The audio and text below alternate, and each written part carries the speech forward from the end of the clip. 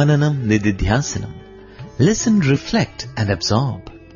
Dear listeners, Sai Ram and welcome to our radio series in which a divine discourse by Bhagwan is played in small parts, and following each part, a short discussion is undertaken to reflect on the message. This is a part of Radio Sai's Thursday Live, hosted by Sai Prakash and Prem every Thursday at 7:30 p.m. only on Asia Stream of Radio Sai Global Harmony. In today's episode, which was first broadcast live on 5th December 2013, Mr. Suresh Rao, a member of Radio Sai team, participated as a guest. The discourses undertaken for study in this program are from the series of discourses delivered as part of the summer course in Indian culture and spirituality in the year 1990. The clips played in this episode are from the discourse delivered on 27th May 1990.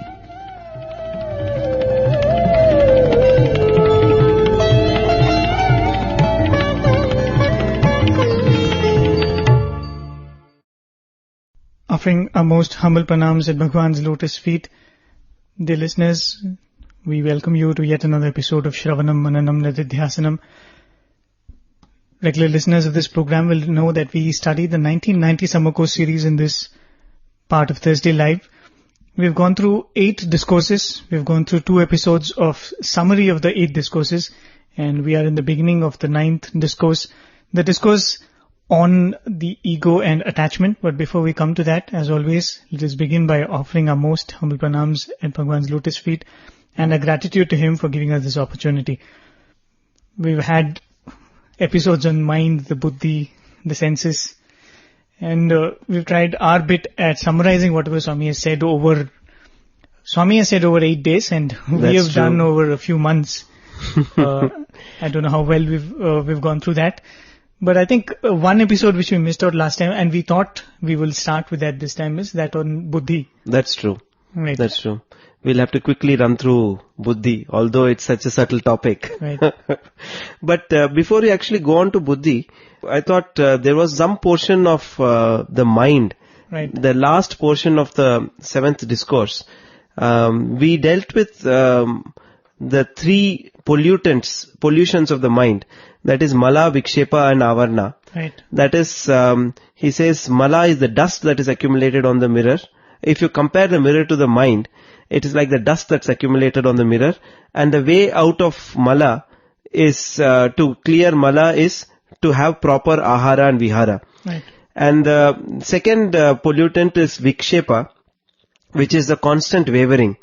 And that the only way out of that is to participate in devotional activities and the Navaveda Bhakti Marga that Swami has often talked about. And avarna is like putting a dark cloth on the mirror of the mind, and that cloth itself is kama, krodha, lobha, moha, mada, matsarya, the 6 arshad vargas that Swami talks Swami about. said the qualities that are directly responsible for making you forget your reality. That's true. And so beautifully Swami put it that the only way to remove this aspect, this impurity of the mind, avarna, is through loving all. Love also, service. that's true. That's true. Love is the only unifying factor which is worth investing on, if we could put it that way. That's true, but before we go on to this portion which we had left out last time, again I just can't help thinking about how this is the theory. Okay, this is the truth and this is the theory. But when he actually translated this theory for us to, practice in daily life, if you just take the example of the schedule in the hostel, it comes back again and again, and how Swami made every activity an integral part of the hostel. And I think even the 9 code of conduct that Swami has given for the devotees, they cover all these points. Just as Swami would often say, you need not know the chemical composition of the medicine before you take it. You just have to take the medicine and you are cured. So also if you just follow Swami's words, and you follow the routine set by him and the 9 code of conduct that Swami has given, all this mala, vikshepa, avarna will go for a toss. What do you say? Right. Yeah, that's the beauty with what Swami is doing here, because these are all 2 things. One thing is Swami is giving all the jargons of that's spirituality, true. what you would learn. But also at the other side, Swami showing us that, don't get scared of all this, because you're already doing all this without your knowledge or with your knowledge. That's true. And whatever you do to please me, you'll be ending up doing all this, because, when you talk about Vikshepa, Navavidha Bhakti Marga, of course, that is one of the most obvious things. When you're around Swami, you tend to do all those things. But even things like, Mala, where Swami said, change your food habits and your habits as such. That becomes a part of your being as soon as you become a devotee of Swami. Because one of the first things you have to bring into your life is changes about food and your habits. Correct. And the same thing goes with Avarna too. That's true. You have to get into loving service. These instructions are very important when it comes from the Guru, yeah. But in our case, the Guru and God are one, see. So automatically whatever Swami has told us to do and we do it, we cover all this theory part of sadhana, because the Guru is God himself here. So, that is Mala Vikshepa Avana, but the portion which we really wanted to speak about is the defects of the Antakarnas. Swami has told that the Antakarnas are Mano, Buddhi, Chitta, Ahankara. The defects that Antakarnas often come across is Bhranti, Pramadam, Karana, Pavatam and Vipralipsa. So basically it is Bhranti is delusion, and he gives the classic Upanishadic example of the snake and the rope. You think the snake is a rope, you think the rope is a snake. And that causes pramadam, that is the danger, that's the hazard that's caused. Then Karanapa Vatam is weakness of the instruments. So, I think there he gives a very beautiful story. Right, there's two bullocks and, where Swami is saying that, the way you treat a situation varies depending on your attachment to any entity in that whole scene. And Swami gives the beautiful example of how two bullocks, one belonging to a landlord and the other to a farmer, get into a fight.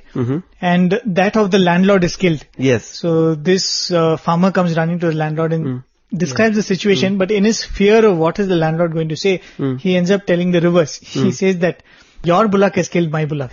That's true. And then the landlord goes into a sermon of saying that, how you should be balanced and such things happen in birth and death if you not touch us and all that.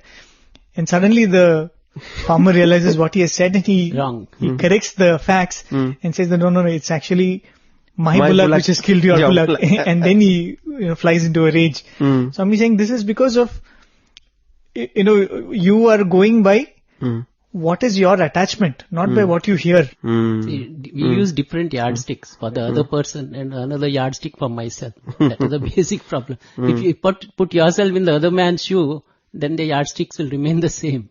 But here it is the other way around. That comes from ego and other problems. So, these are the things. And Vipralipsa, what Swami says, is jealousy.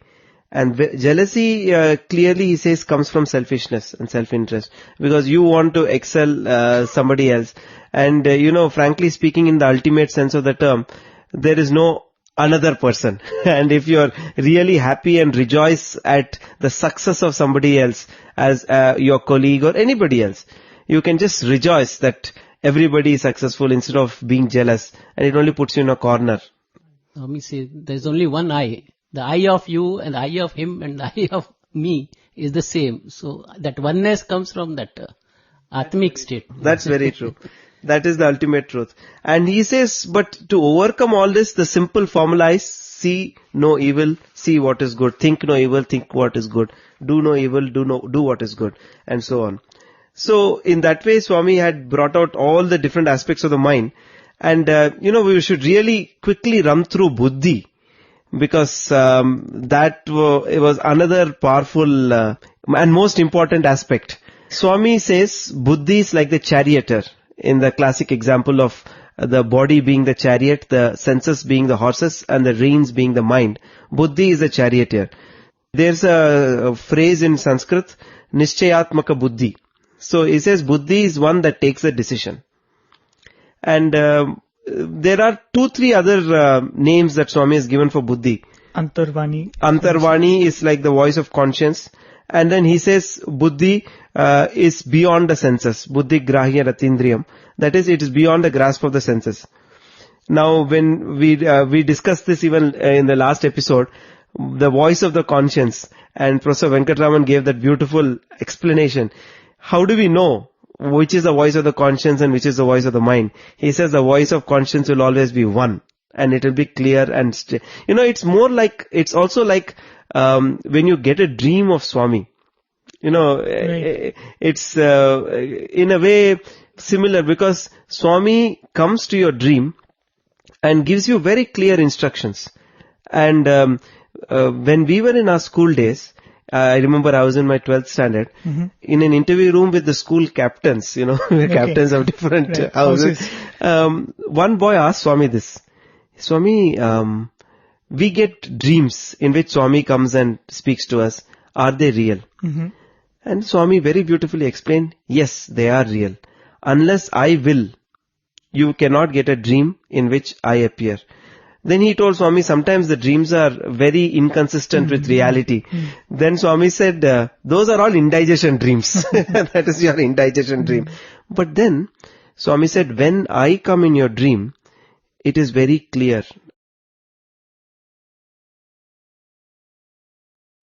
You will remember the dream very clearly in the morning. It's almost like this, the voice of conscience. Yeah, so when it comes to you, there is only one answer that it gives. And all. He's saying Vyavaharik Satya, Parmarthik Satya are the two types of truths. But there's a third type which is called Pratibhashik Satya. That is where you get dreams and visions from your higher self. Oh, okay. Yeah, that is a kind of truth, just like Parmarthik truth and Vyavaharik truth. And that is what Swami is helping us out, to reach that Parmarthik truth from the Vyavaharik. We have to intermediate stage of Pratibhashik truth, where you get visions, directions, advice from your higher self, the Atmic. Then Swami says the difference between Buddhi and Ahankara. He says the Ahankara is subtler than Buddhi, and I think that's the topic of the next discourse. But quickly going through the other points in the previous discourse, he says Buddhi is closest to the Atman and receives, it's sustained by 90% of the Atmic energy and illumination. What Swami says is the Buddhi is illumined by the Atma. That's true. It has the ability to retain only 90% of that light. And then the mind is illuminated by what comes from the Buddhi. And again, there's a reduction of the luminosity and that happens. And then the mind passes it on to the senses, then the senses to the body. Correct. And that's what Swami says. There's reduction according to like something like a food cycle where you have loss of energy through this one. And that's when Swami says that the need of the hour is to purify this Buddhi as much as possible so that most of the light of the Atman falls on every activity of yours. That is why Buddhi is used in both Vidyas, Paravidya and Aparavidya. Aparavidya is limited, materialistic knowledge. But when you transform this Buddhi from Aparavidya to Paravidya, that is the transcendental truth that the Buddhi is seeking, then it draws more and more power from the Atman. Because it is in the higher level of Buddhi, understanding of spiritual truths. Correct. That is why worldly knowledge is always not considered as at par with the spiritual knowledge. So then Swami goes on to say how give the description of Buddhi. What is Buddhi? And he says it is like a bird. The Buddhi is like a bird, and the two wings are Satyam and Ritam. And the tail is Yoga, and the head is Shraddha. The head is Shraddha, and the body is Mahat Tattva. And I mean, this is such a deep and subtle concept. But when Swami goes on to explain each aspect, when he is talking about Shraddha, the head, there is a beautiful distinction he makes between Medha and Shraddha. And he says, just your intelligence and knowledge is not enough. Right. When we were going through that discourse on senses and the mind, I remember Prabhakar Rao sir raising that point. We are always talking about controlling the senses, but we have told the senses are inert. What are we talking about when we say controlling the senses? Correct. And there Swami introduces the point by saying that, the senses have to be controlled by the Buddhi. And here Swami, in talking about the Buddhi, he says what constitutes that Buddhi. Yes, Buddhi has to rule your actions and rule your thinking, but what is it made of? For that, Swami very beautifully gave that balancing thing of Satyam and Ritam. Very nice, yes. For your spiritual progress, it is Ritam. That is the ultimate reality. And Satyam, which is for that that which makes all your actions beneficial to those around. Correct. See, one symbolic story from the Puranas, I was trying to relate to this. See, Garuda is the vehicle of Lord Narayana. Right. Correct. And Garuda is a bird and is supposed to have lot of good qualities and powers and all that.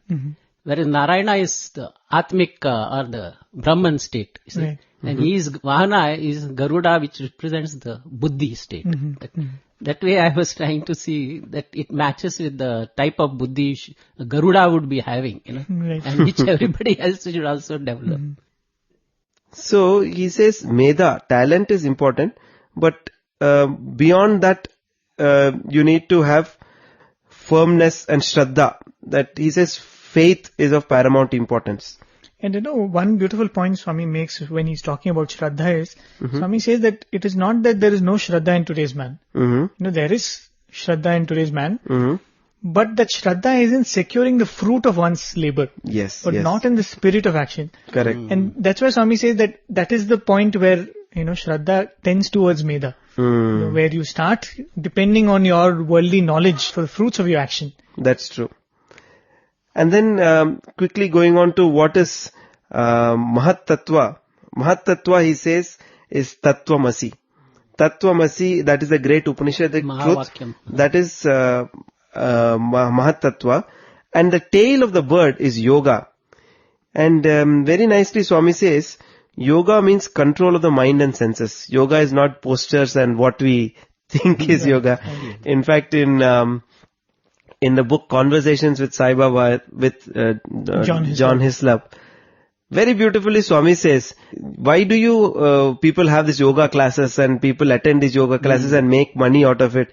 He says that is not right. This is something which is innate in you. It's an inward path. It is not just a path of physical exercises and as Swami would say, kasrat. That's exercises. That is not what it is. It's an inward path.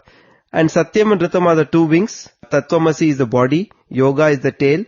That is the bird of Buddhi that Swami spoke about. This Buddhi, what Swami says is at a very high level. I mean, nobody can develop to that level unless he's advanced sadhaka, with the head and the wings.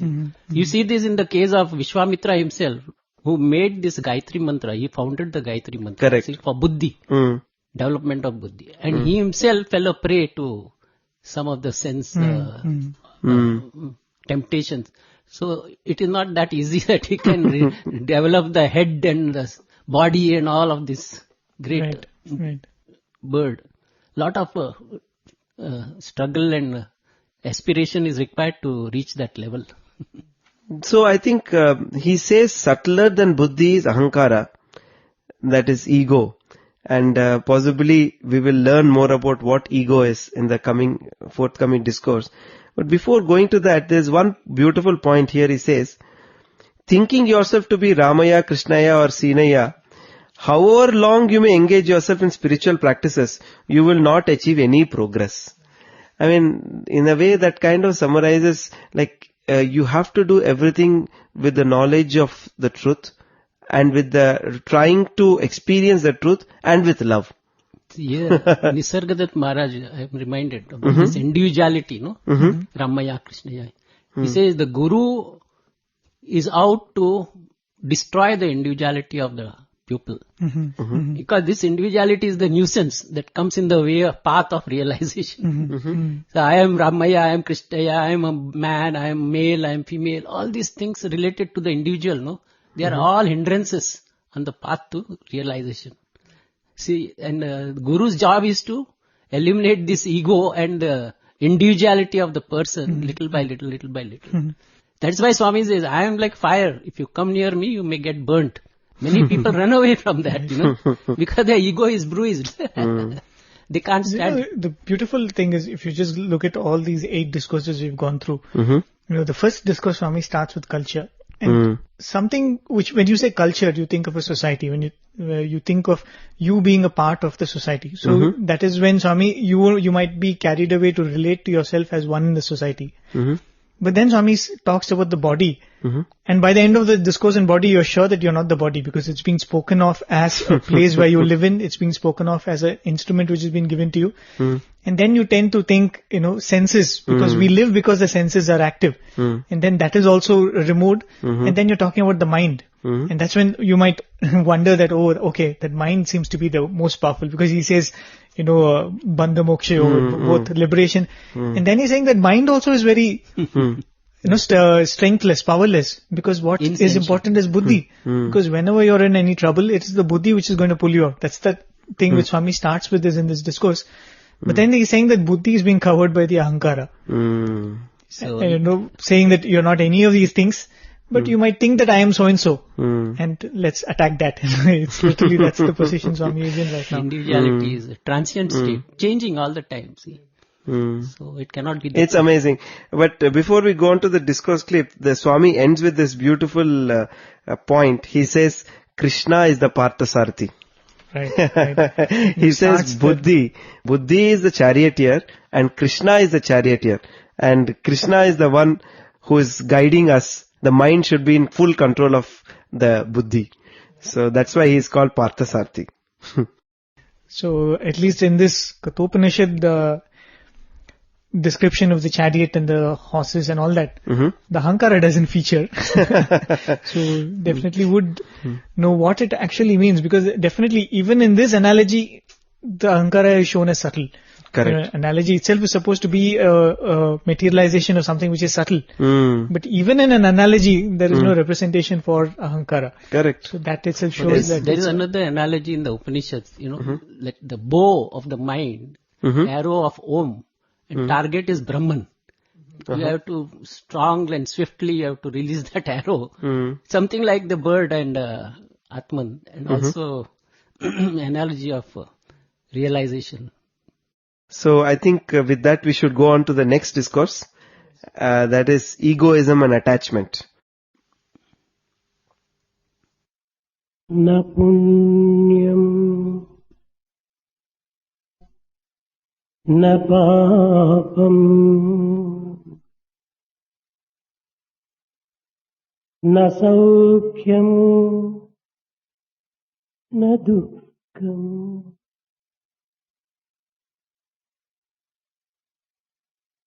na mantro na tirtho na medana yajnam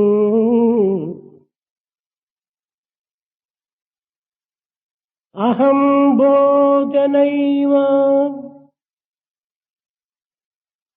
na bhojam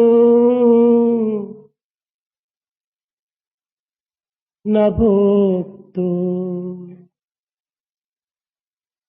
Sachidananda Rupam Satyam Sivam Sundaram Na punyam na pape na saukhye na dukkhe na mantro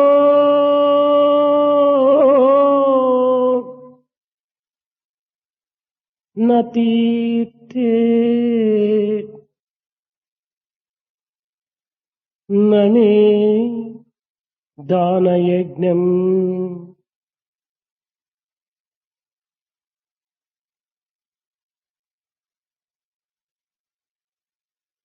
aham bhojanaiva na bhojam na bhokto Sachidananda Rupam Satyam Sivam Sundaram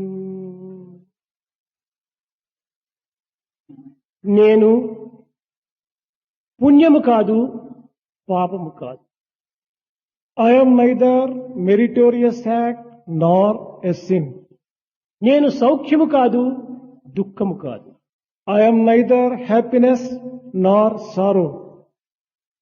నేను మంత్రము కాదు, తీర్థము కాదు. I am neither a mantra nor a pilgrim center.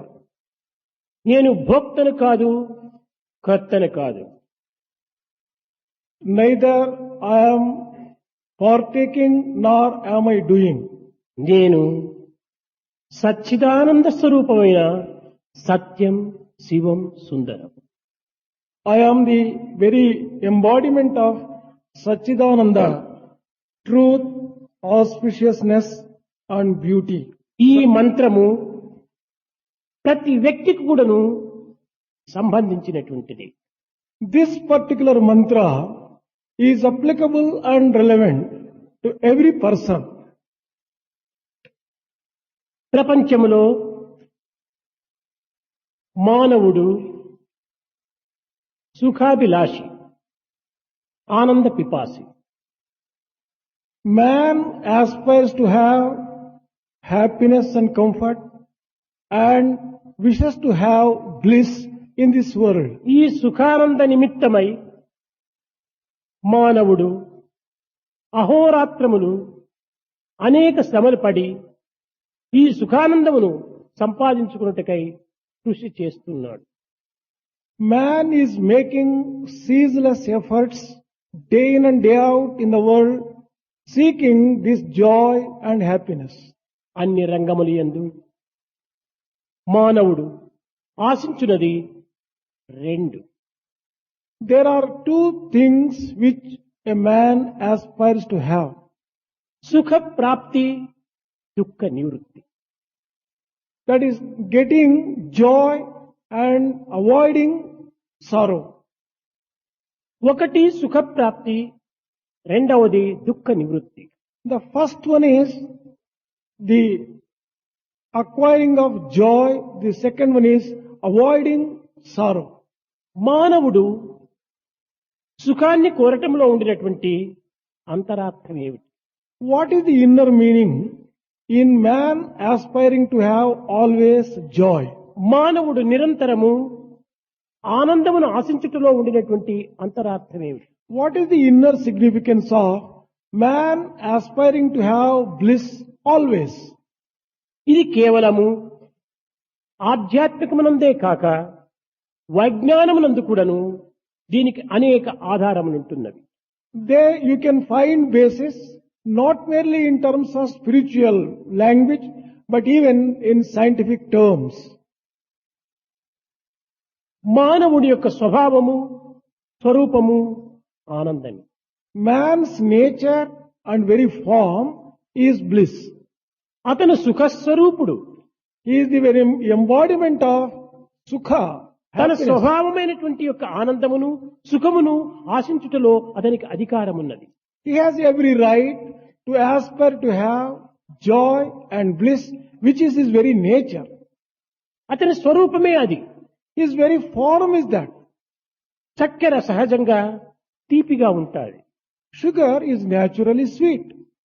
ఈ తీపి చక్కెర యొక్క స్వభావము. This sweetness is its very nature. చక్కెర తన స్వభావం అనేటువంటి తీపినే కోల్పోయినా అది చక్కెరే కాదు. If sweetness is lost by sugar, it cannot be called sugar at all. విచ్చిన గులాబీ పుష్పము పరిమళాన్ని అందిస్తుంది, సుగంధాన్ని అందిస్తుంది. The blossomed rose flower spreads fragrance.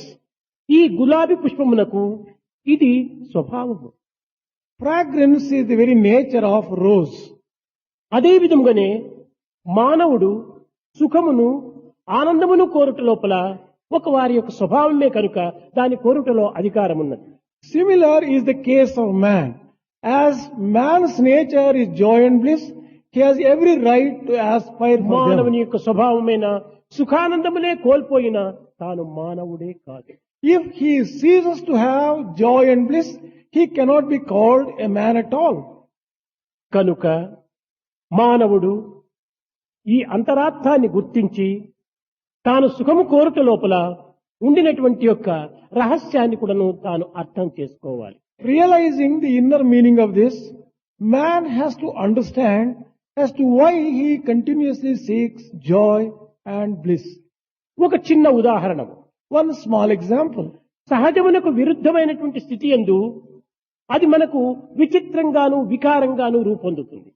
Everything which is contrary to nature looks rather surprising and crooked. మనము మార్గములో నడుస్తున్న సమయంలో అదే మార్గం నందు ఏదో ఒక వ్యక్తి చాలా దుఃఖిస్తూ ఉంటాడు.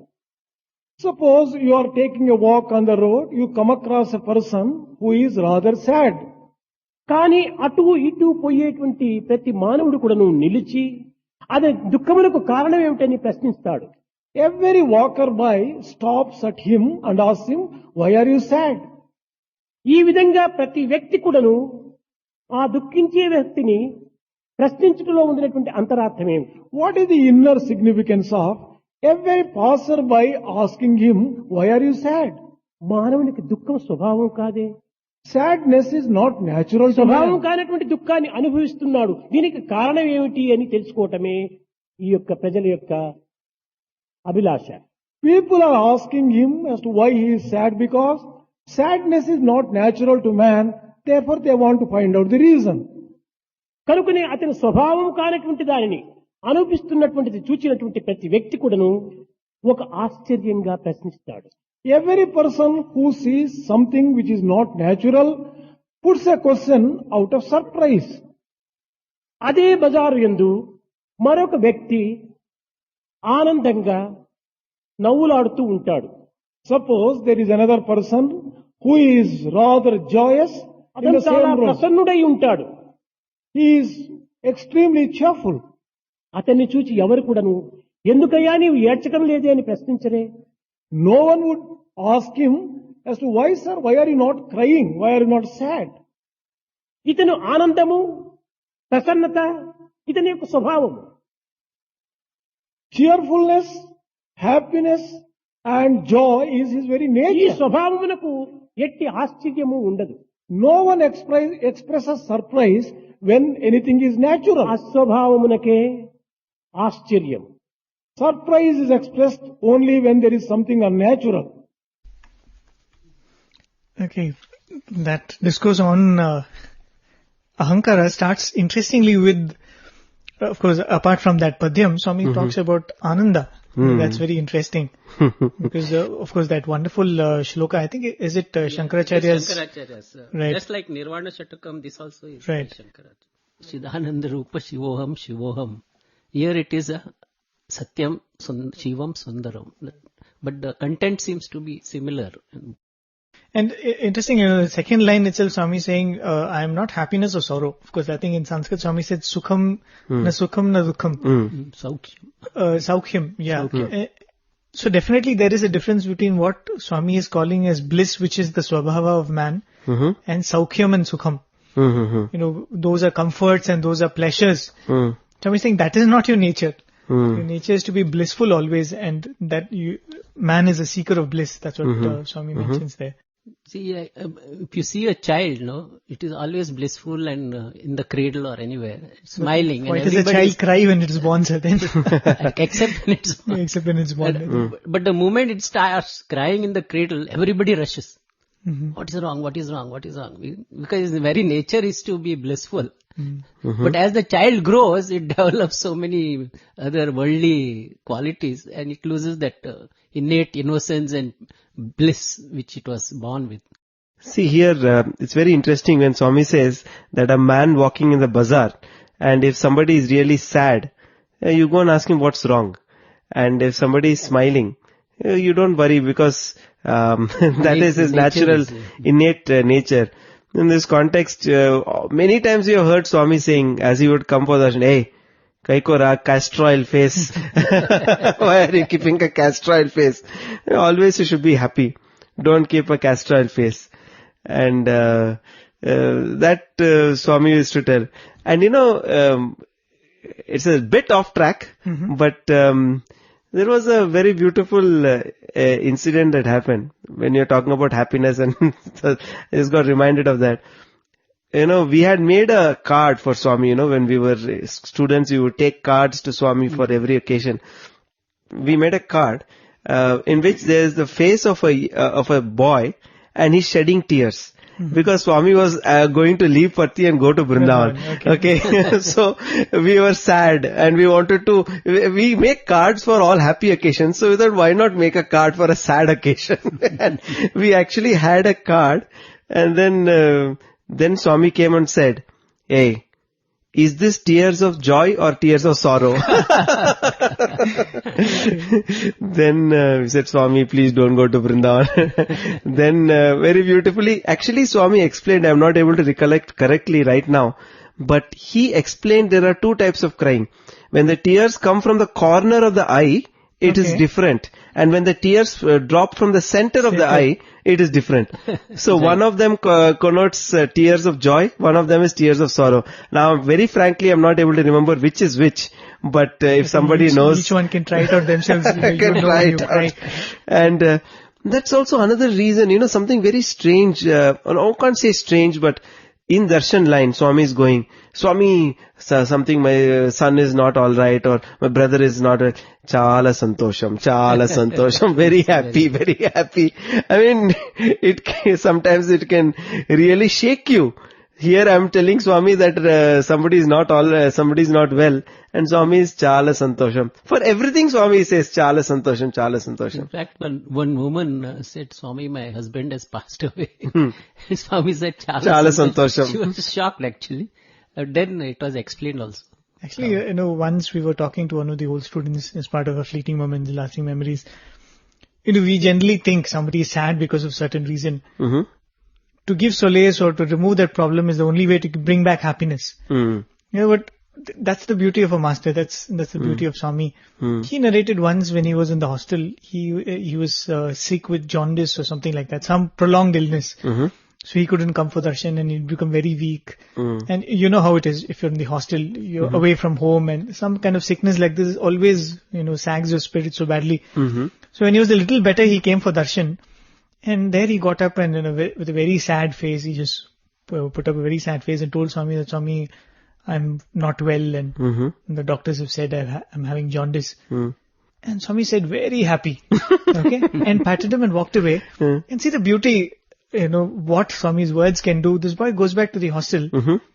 He said, "See, I'm having this condition, I'm sad."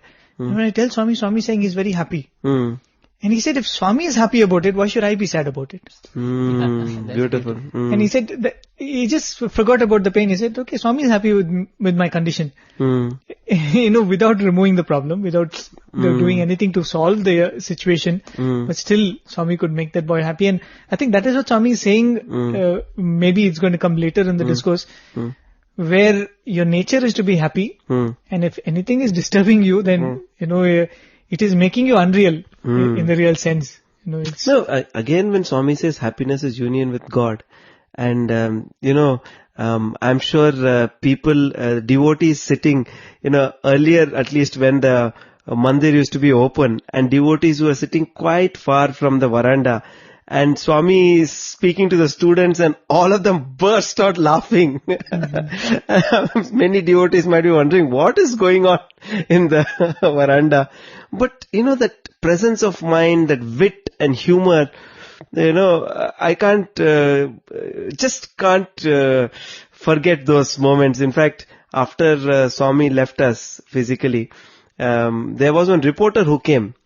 He was from Washington Post. And then he was just having a discussion, and then he said, you knew Baba very well, and said, I didn't know him well. we had the opportunity to be around him. So he asked, did Baba have a good sense of humor? I said, you bet it. I mean, you should have just seen.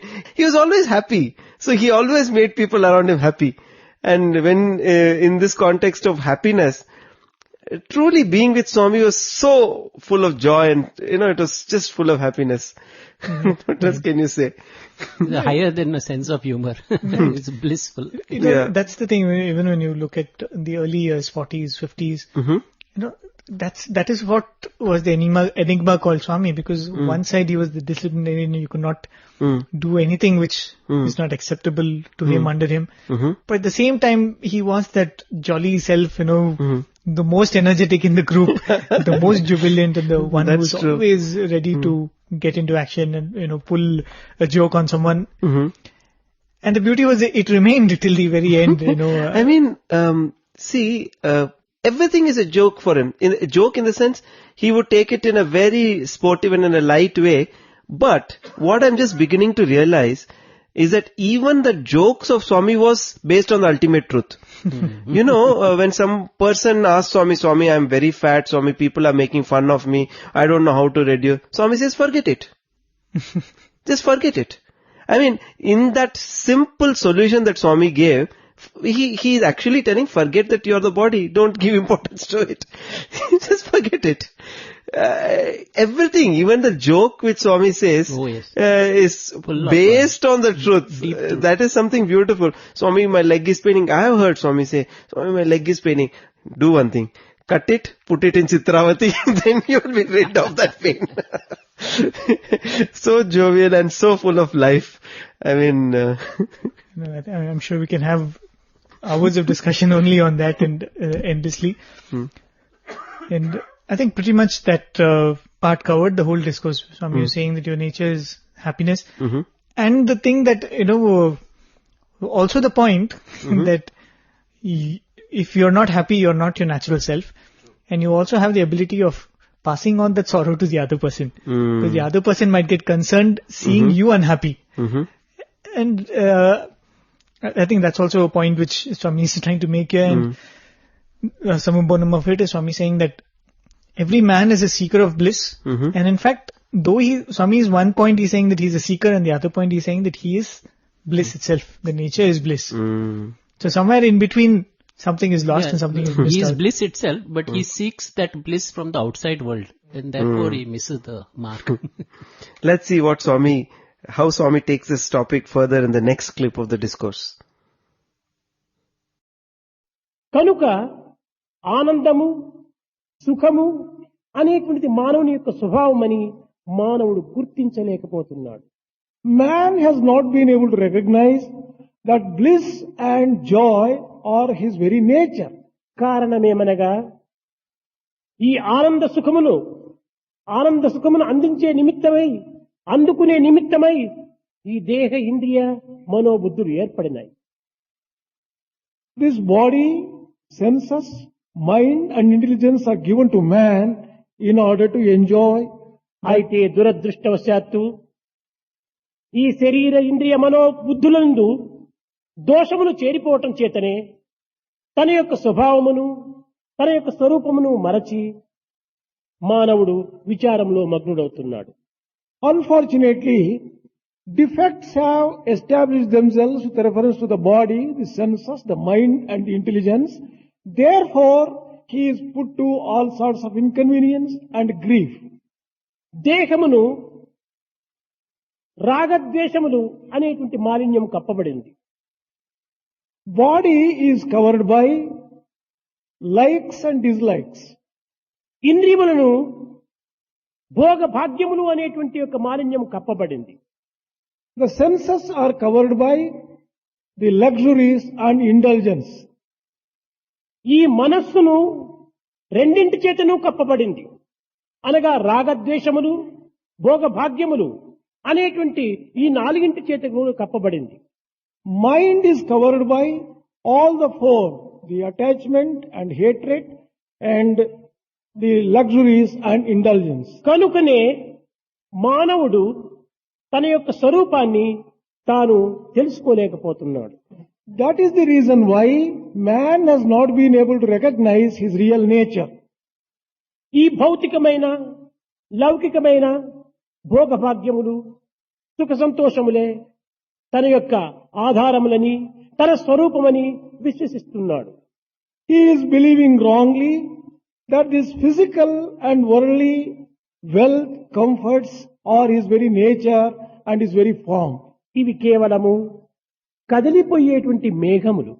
All these worldly things are like passing clouds. ఇందులో ఒక్క మేఘము కూడాను శాశ్వతంగా నిలిచేటువంటిది కాదు. Not even one cloud is going to be permanent. కానీ సుఖానందములు శాశ్వతమైనటువంటివి. But joy and bliss are permanent. కనుక మానవుడు తాను భుజించేటువంటి ఆహారం వల్ల ఈ రాగద్వేషములు భోగభాగ్యములు అభివృద్ధి అవుతున్నవనేటువంటి సత్యాన్ని గుర్తించే ప్రాచీనులు దీనికి ఒక చక్కని రాజమార్గమును కనిపెట్టారు.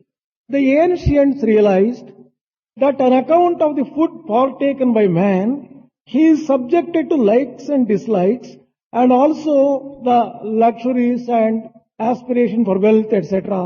They have found out a way out. భుజించుటకు పూర్వము కొన్ని ప్రోక్షణల చేత ఆహారమును పరిశుద్ధి గావించుకునేటువంటి వారు. They used to adopt certain measures to purify the food by spilling water around it. అన్నం బ్రహ్మ రసో Vishnu. Food is Brahma and Raso Vishnu. భోక్తా దేవో Maheshwara. It is Maheshwara who partakes this.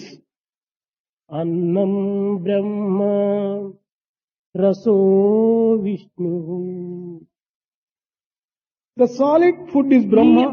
భుజించేటువంటి అన్నము బ్రహ్మతో సమానం. The food partaken is equal to Brahma. రసము దీని యొక్క essence అంటారు. అనగా త్రాగే నీరు ఇంకా అనేక రకమైనటువంటి భుజించేటువంటి పదార్థముల యొక్క సారములు ఇది Vishnu స్వరూపమన్నారు.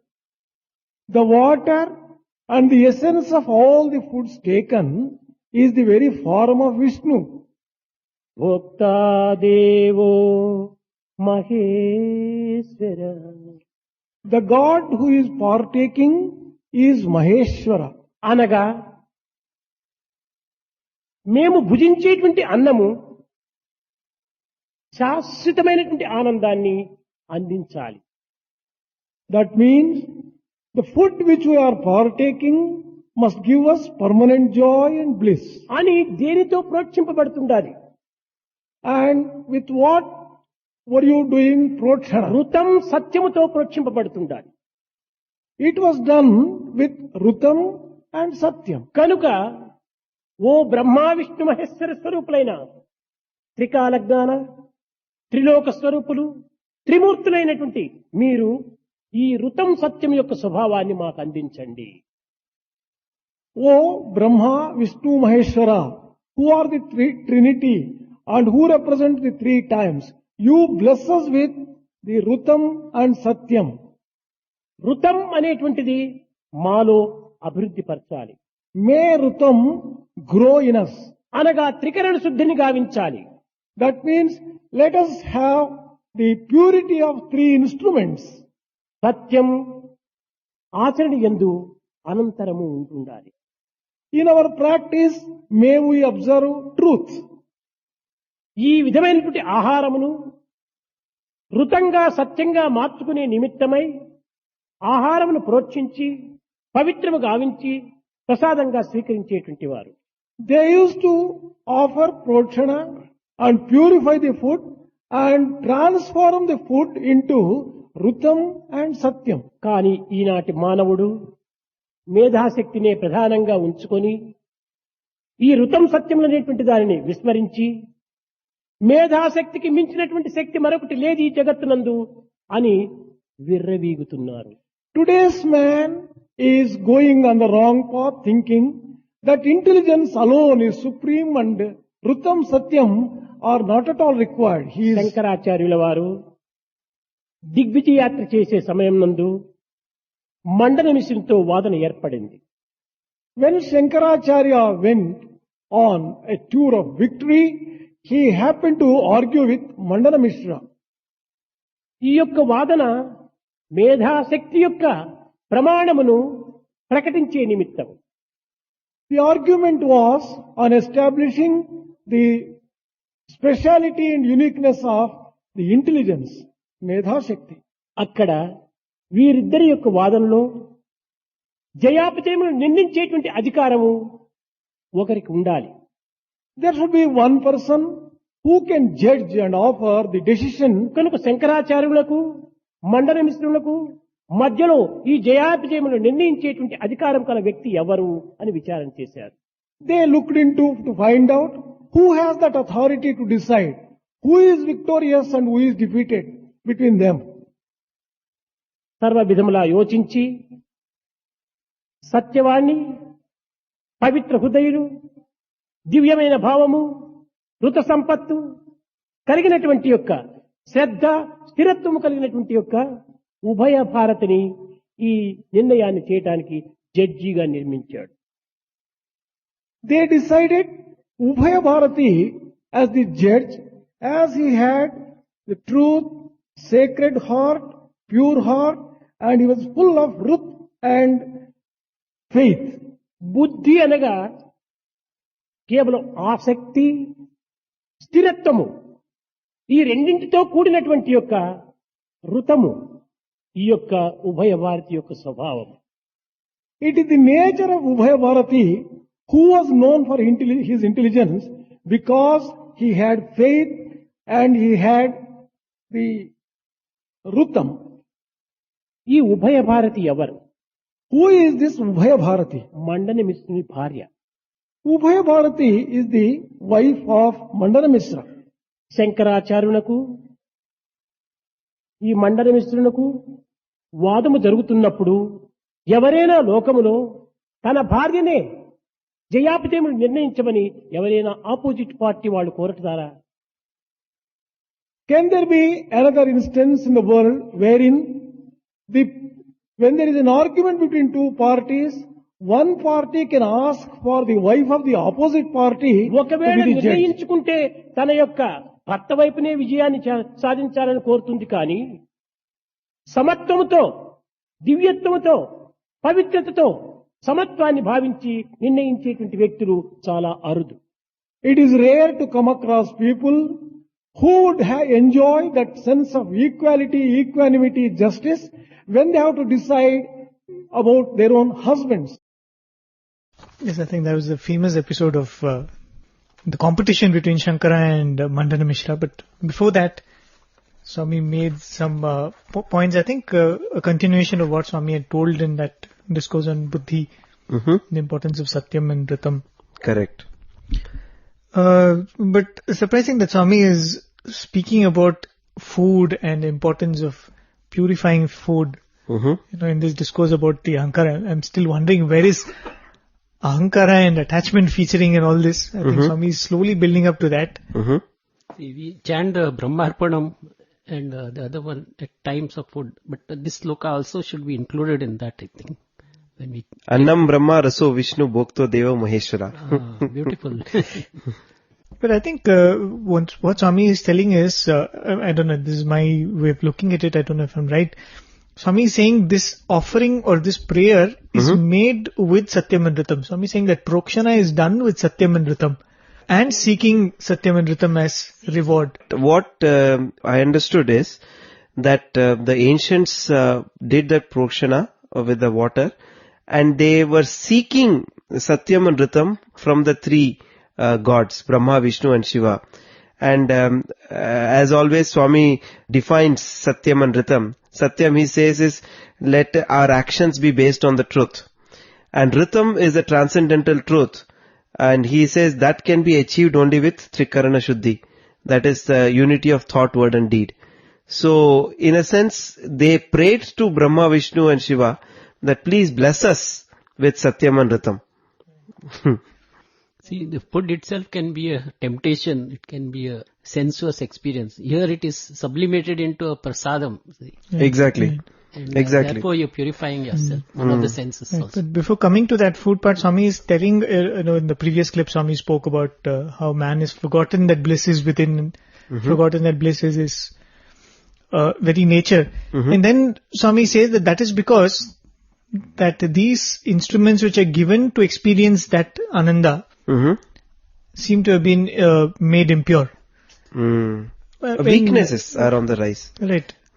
And it's quite interesting because from one side Swami is saying that the bliss is within, and the other side Swami is saying that these instruments of senses and mind have been given for the purpose of experiencing that bliss. He's sanctifying the Right, I senses think through. here clearly Swami, when again after that when Swami is saying about Satyam and Ritam, when in the previous discourse we spoke about Satyam being your actions being useful to the people around you, that is also a means of finding that happiness, or that is in fact the real means of finding happiness within. Correct. And to achieve that you need these instruments of senses, the body and the mind and the buddhi. Also, if you think of it in a slightly different way, if you just take a youth in, before Christ or in the Vedic age, a youth, for example, apart from the basic cravings of the body and the mind, he may live in society, or he may live in the forest, or he may live in a kingdom.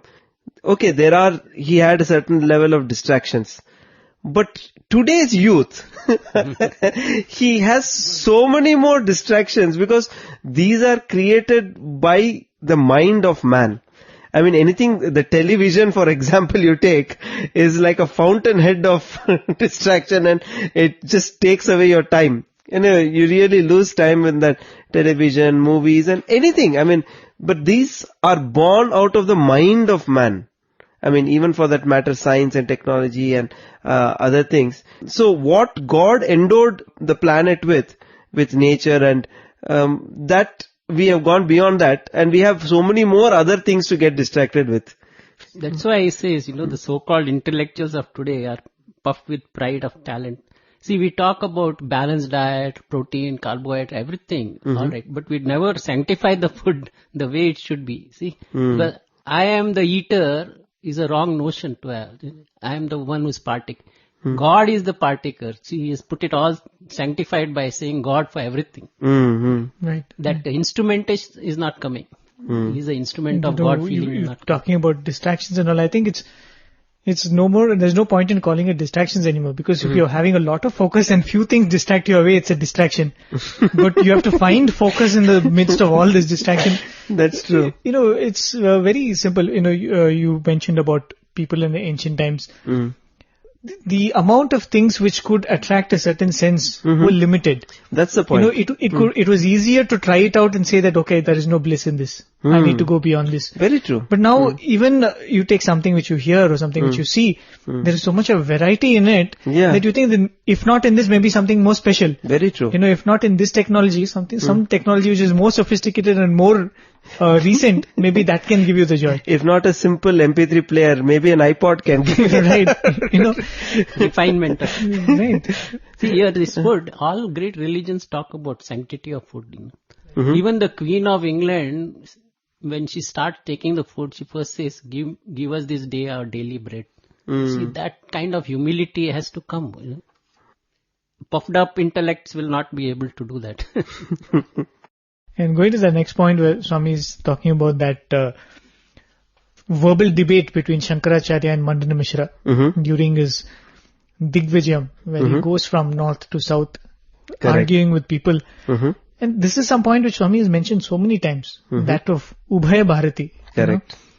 One thing is two scholars, contemporary scholars, who are debating, and the one who judges usually is somebody who is a little higher than the two. Neutral, and somebody who can say that, yeah, this is better than that. And for that, a woman is being chosen. And this itself is an example of how advanced that age was. We think that there was no gender equality and all that. Swami often refers to this point. And, Ubhaya Bharati was the one who judged Shankaracharya and Mandana Mishra, two schools of philosophy. In another place, Swami says, how she judged. He says she put two fresh garlands on both of them. That's true. And the one who's faded out first, he's the loser. And after several days, this Mandan Mishra's garland starts fading. See, that's how she... Basically, in other words, buddhi and all this is beyond the male, female concepts of gender and all that. And in a sense, the more you try to separate the two, that is also one level of distraction. And 2-3 points I'm just strikes me here. Swami is mentioning the point that here is a woman. Mm-hmm. You said, so that point where gender is no more a bias. Mm-hmm. The other thing is Swami is saying that it is the wife of the party you're arguing with. Exactly. Okay. So there is that much of purity that that attachment is not there. Like we had that example of the landlord and the farmer. Mm-hmm. That fear is not there because of the purity of the Correct. people involved. Mm. And the other thing is that self-confidence. Mm. Adi Shankara is so convinced about what he is here to offer in that debate that it doesn't matter who is the one who is judging. Right? He's absolutely sure the truth will prevail. Mm. Amazing. So I think that was the 2 clips which we played from this discourse. The discourse which is named Egoism and Attachment, the 9th discourse. There are a couple of more clips to play for that, but that should wait till next week. And as always, this effort of us, we offer it at Swami's lotus feet. And we pray to him to bless us to be able to understand these discourses, because it not only requires his grace to listen to these discourses, he's showered his grace on us for that. We also pray to him that he gives us the ability to understand these discourses. And thanking you for your company. This is Prem from Team Radio Sai. With me is Sai Prakash and Suresh Rao of Radio Sai.